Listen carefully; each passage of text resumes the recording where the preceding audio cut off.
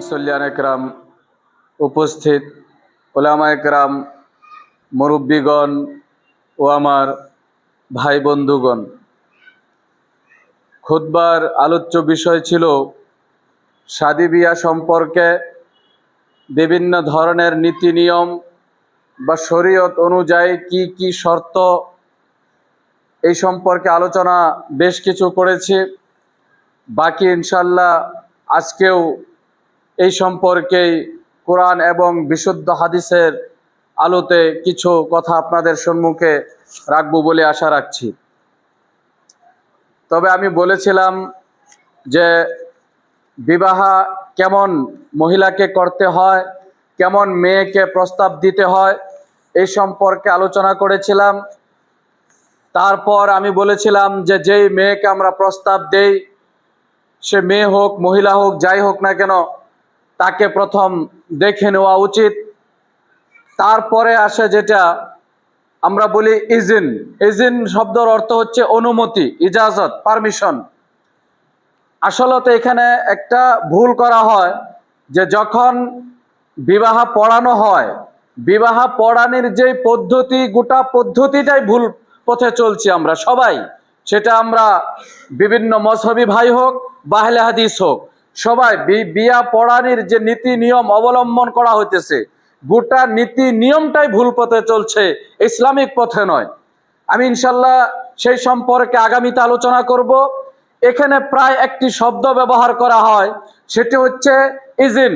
অর্থাৎ যখন ছেলের কাছে গিয়ে বা ছেলের কাছে যাওয়ার পূর্বে মেয়ের কাছ থেকে ইজিন নিয়ে আসতে হয়। ইজিন মানে অনুমতি। ছেলের পক্ষ থেকে 2-3 জন মুরব্বী বা যেই ব্যক্তি বিয়া পড়ায়, ইমাম সাহেব হোক বা অন্য কোনো ব্যক্তি, তারা যায়। বা আর মেয়ের পক্ষ থেকে 2-1 জন থাকে, সেখানে গিয়ে মেয়ের কাছে গিয়ে বলা হয় অমুকের মেয়ে, তমুকের মেয়ে, অমুক ছেলে, অমুক গাঁও, মহর, অমুক তমুক বলে আপনি রাজি আছেন কিনা।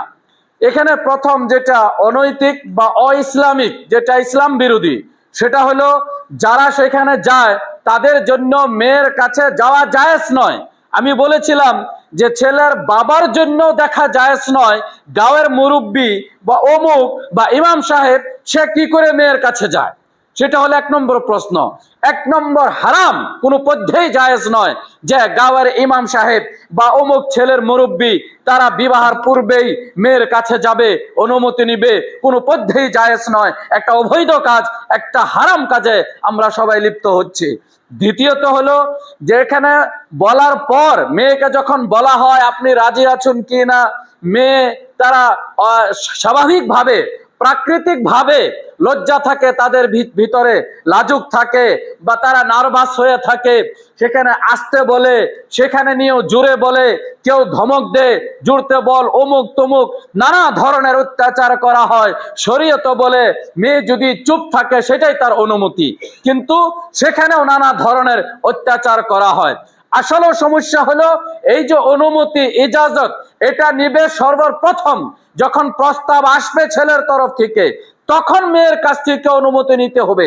বিবাহের দিন অনুমতি নিবার কোনো মানে নাই, কোনো মতলব নাই।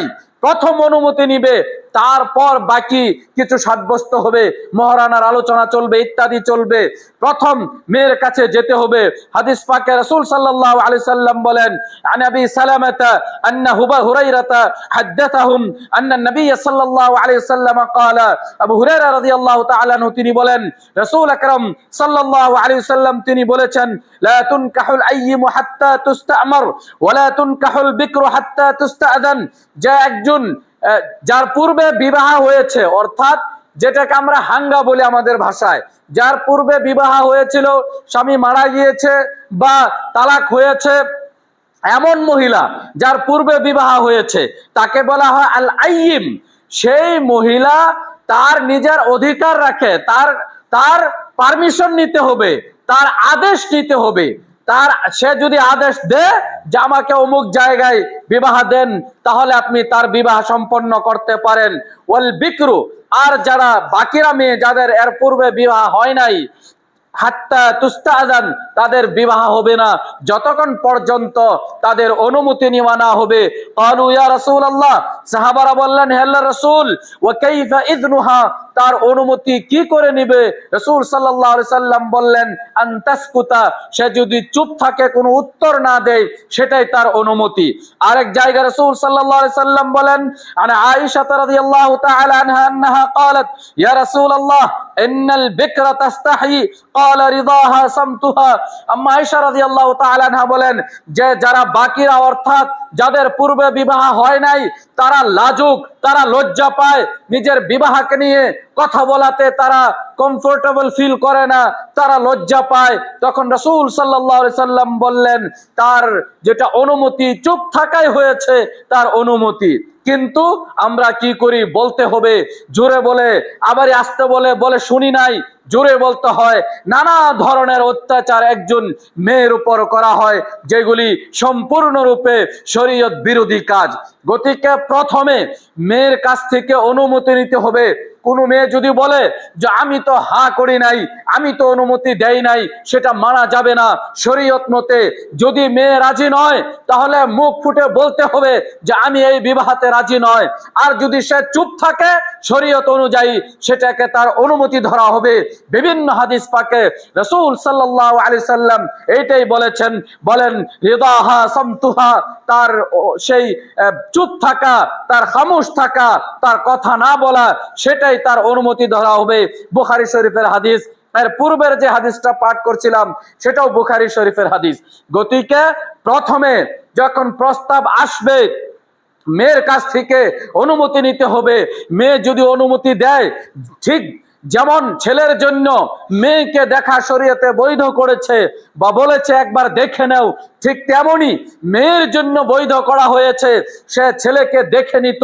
যদি মেয়ে প্রশ্ন করে বা মেয়ে যদি ইচ্ছা প্রকাশ করে যে আমি ছেলেকে দেখতে চাই, তাহলে তাকে ছেলেকে দেখাইতে হবে।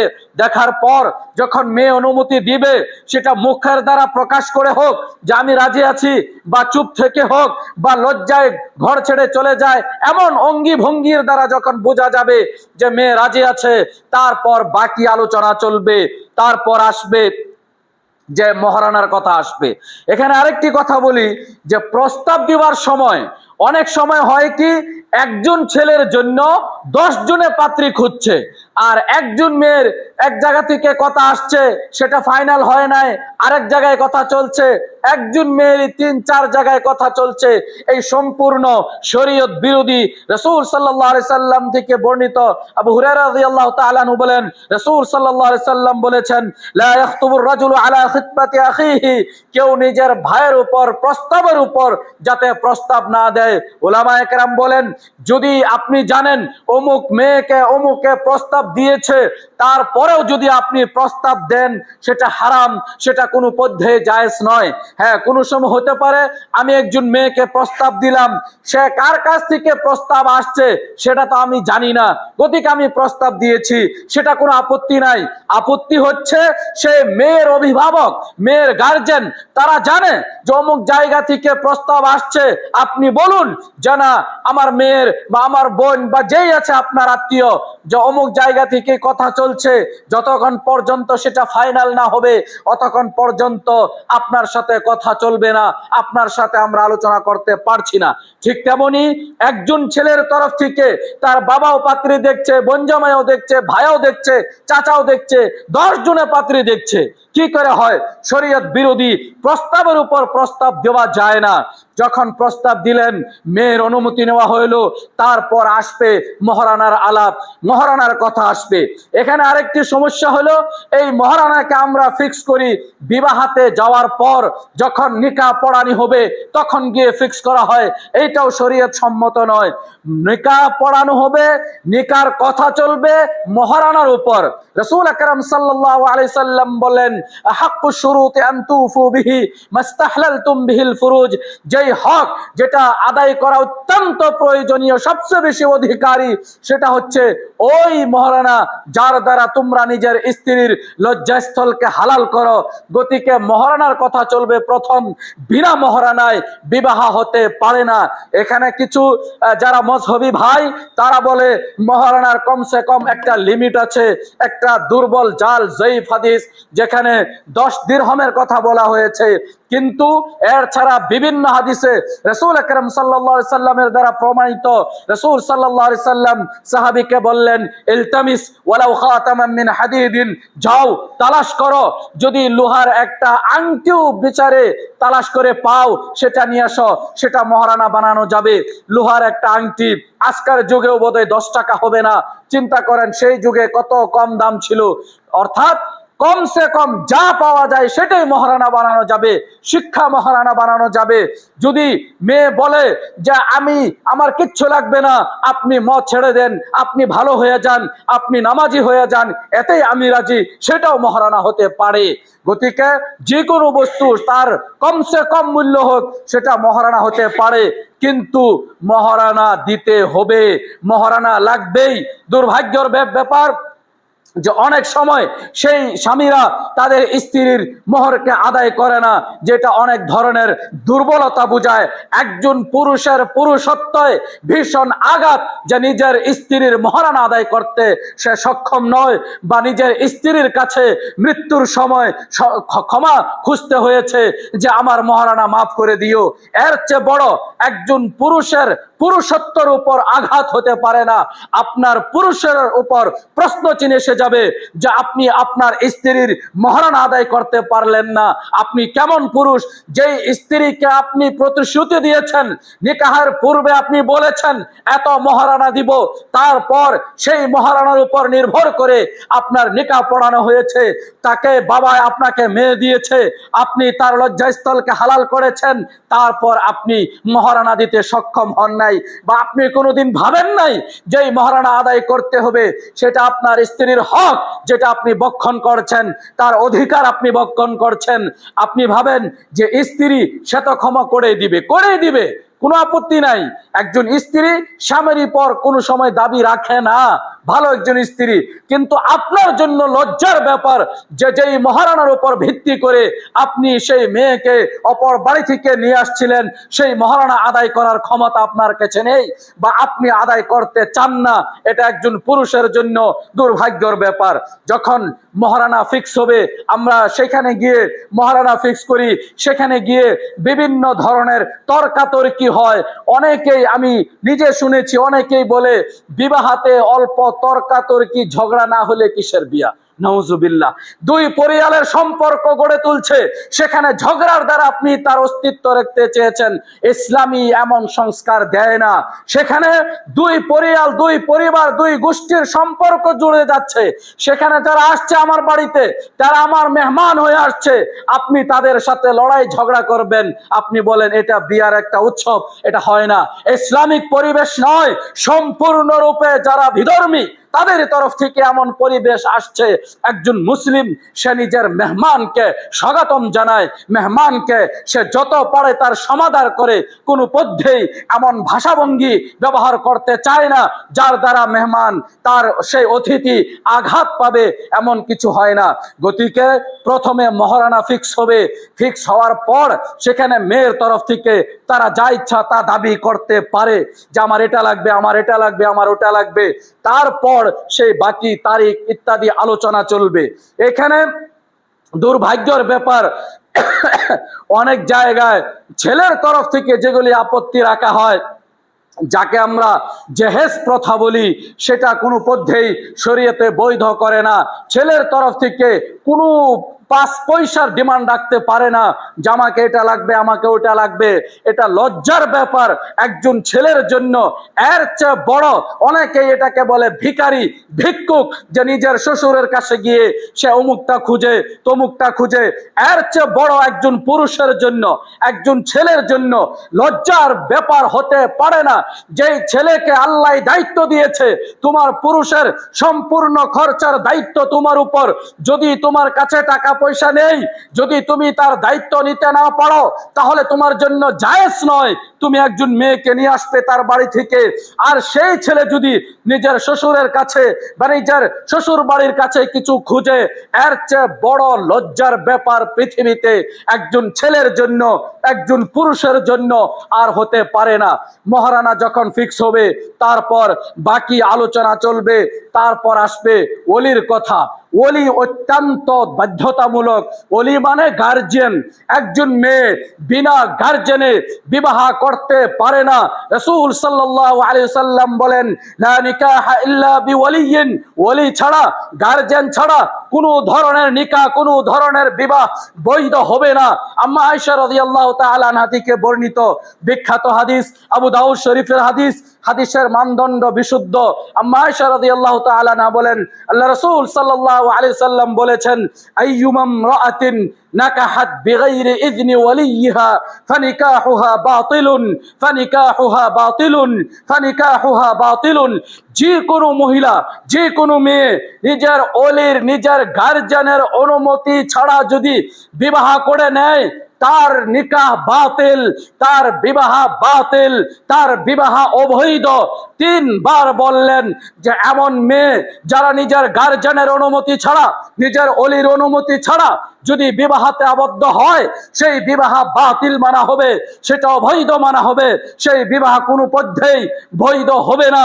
যদি তারা স্বামী স্ত্রী হিসাবে থাকে, মিলন করে, সম্পূর্ণ জিনাতে পরিণত হবে। যদি এমন ভাবে তাদের বাচ্চা কাচ্চা হয়ে যায়, সেই সমস্ত বাচ্চা কাচ্চা হারাম পরিণত হবে, বৈধ সন্তান হবে না, অবৈধ সন্তান হবে। দুর্ভাগ্যের ব্যাপার যে আজকের যুগে আমাদের সমাজে এমন ভাবে চরম অভদ্রতা বেড়ে যাচ্ছে যে মেয়েরা পালিয়ে গিয়ে তারা যাকে ইচ্ছা তার সাথে কোর্টে গিয়ে কোর্ট ম্যারেজ করে সেখানে গিয়ে তারা বিবাহতে আবদ্ধ হচ্ছে। সেখানে না ইসলামিক কোনো নীতি নিয়ম আছে, না ইসলামিক খুতবা আছে, না সেখানে ওলির গার্জিয়ানের অনুমতি আছে। সেই সমস্ত অবৈধ, তারা জিনাকার, তারা জিনাতে লিপ্ত হচ্ছে। তাদের সন্তান অবৈধ সন্তান, তাদের সন্তান হারামি সন্তান, তাদের সমস্ত কিছু হারাম হচ্ছে। সেটা একবার হলেও চিন্তা করতে হবে। আপনি অবৈধভাবে নিকাহাতে আবদ্ধ হন, আপনি অবৈধভাবে আপনি ছেলে মেয়ে জন্ম দেন, তারপর যখন ছেলে মেয়ে খারাপ হয়ে যায় বলেন কি পাপ করলাম, ছেলে মেয়ে তো কেন খারাপ হয়ে গেল। আপনার সেই অস্তিত্বই হারামে থেকে আরম্ভ হয়েছে, যার জন্য আল্লাহ রাব্বুল আলামিন এমন অবস্থা আরম্ভ করেছে। সেই সমস্ত ছেলে, সেই সমস্ত মেয়ে যারা ওলির অনুমতি ছাড়া, যারা গার্জিয়ানের অনুমতি ছাড়া বিবাহতে আবদ্ধ হয়, তাদের একবার হলেও চিন্তা করা দরকার। এই শরীর একদিন চলে যাবে, রক্ত একদিন ঠান্ডা হবে, একদিন এই দুনিয়া ছেড়ে যেতে হবে। কিন্তু যেই কলঙ্কর দাগ লাগিয়েছে সেটা কিয়ামত পর্যন্ত মিটবে না। আপনি মরে যাবেন, কিন্তু আপনার ছেলেকে, আপনার সন্তানকে পৃথিবী লাঞ্ছনা করবে। তোর বাবা তোর মাকে ভাগিয়ে নিয়ে এসে, পালিয়ে নিয়ে এসে বিবাহতে আবদ্ধ হয়েছিল, সেই কলঙ্কর দাগ কোনোদিন মিটবে না, কিয়ামত পর্যন্ত মিটবে না। আপনার গান্দানে, আপনার খানদানে, আপনার গোষ্ঠীতে এমন দাগ লেগেই থাকবে। গতিকে সেগুলি চিন্তা করা দরকার। তার চেয়ে বড় দুর্ভাগ্যের ব্যাপার যে যখন তারা পালিয়ে গিয়ে চলে যায়, যাওয়ার পরে সমাজে ধরে, সমাজের সেই মুন্সি, সেই মোল্লা, সেই ইমামে বিনা কোনো যাচাই করে ওলি কোথায়, গার্জিয়ান কোথায়, অনুমতি আছে কিনা, মাত্র কয়েকশো টাকা বা কয়েক হাজার টাকার লালচে তাদের বিবাহ পড়িয়ে দে। দুর্ভাগ্যর ধিক্কার এমন ইমামের উপর, এমন ইমাম, এমন মুন্সির উপর আমরা ছি ছি করি। তারা মাত্র কয়েক টাকার জন্য নিজের ইমানকে বিক্রি করে দিচ্ছে, নিজের সেই শরীয়তকে বিক্রি করে দিচ্ছে। তারা জানে না যে ওলি ছাড়া তার বিবাহ হবে না। মেয়ের ওলি ছাড়া, মেয়ের গার্জিয়ান ছাড়া কোনো পদ্ধতি শরীয়তে জায়েজ করে না। তার নিকাহকে রাসূল সাল্লাল্লাহু আলাইহি সাল্লাম 3 বার অবৈধ ঘোষণা করেছেন। যদি সাধারণ ব্যাপার হতো একবার বলে দিতেন যে অবৈধ, একবার বলেন নাই। রাসূল সাল্লাল্লাহু আলাইহি সাল্লাম 3 বার বলেছেন ফানিকাহুহা বাতিলুন ফানিকাহুহা বাতিলুন ফানিকাহুহা বাতিলুন। 3 বার বলেছেন। এর দ্বারা এর জঘন্যতা প্রকাশ হয় যে প্রচন্ড জঘন্য অপরাধ, যার জন্য রাসূল আকরাম সাল্লাল্লাহু আলাইহি সাল্লাম 3 বার এমন করে এই শব্দ প্রয়োগ করেছেন। এখন ইনশাআল্লাহ আগামীতে আলোচনা করব যে ওলি কে হতে পারে, গার্জিয়ান কে হবে। যদি বাবা না থাকে তাহলে গার্জিয়ান কে হবে। আল্লাহ রাব্বুল আলামিন যদি হায়াত দেয়, তৌফিক দেয়, এই সম্পর্কে বিস্তারিত আলোচনা করব। আল্লাহ রাব্বুল আলামিনের কাছে দোয়া করি, আল্লাহ রাব্বুল আলামিন আমাদের সকলকে সঠিক পথে চলার জন্য তৌফিক দান করো। আল্লাহ রাব্বুল আলামিন আমাদের জীবনকে ইসলামিক অনুযায়ী জীবন যাপন করার তৌফিক দান করো। আল্লাহ রাব্বুল আলামিন আমরা যতদিন জীবিত থাকি ইসলামের উপর জীবিত রাখিও, যখন মৃত্যু হয় ইমানের সহিত মৃত্যু দিও। আমিন। আকুলু হাযা ওয়াস্তাগফিরুল্লাহ লি ওয়া লাকুম ওয়া লিসাইরিল মুসলিমিনা মিন কুল্লি যামবিন ফাস্তাগফিরু ওয়া তুবু ইলাইহি ইন্নাহু হুয়াল গফুরুর রহিম।